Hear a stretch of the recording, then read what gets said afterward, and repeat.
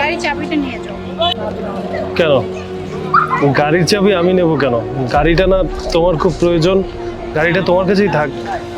না মেঘ, গাড়িটা আমার থেকে তোমার বেশি দরকার। কারণ তুমি অফিসে যাওয়া আসা করো, রাস্তায় অনেক হ্যাসেল নিতে হয় তোমাকে।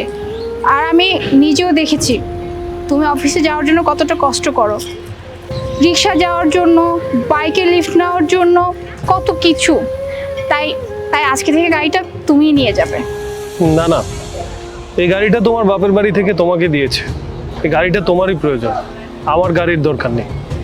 মেঘ, তুমি এভাবে কেন বলতেছো?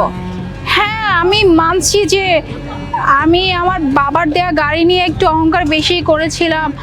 সবসময় বলতাম যে গাড়িটা আমার আমার তোমার কোনো প্রয়োজন নাই। আসলে আমি অনেক বড় ভুল করে ফেলেছি। গাড়িটা আমার থেকে তোমার বেশি দরকার। আর গাড়ি আমার কাছে থাক বা তোমার কাছে থাক, একই তো কথা।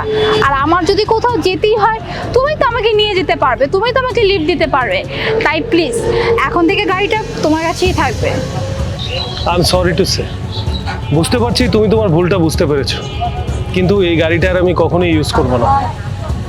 আসলে কি জানো, শ্বশুর বাড়ি থেকে দেয়া কোনো জিনিস যদি কোনো ছেলে ইউজ করে, তাহলে তার সারা জীবন বইয়ের গোলামি করতে হয়। বইয়ের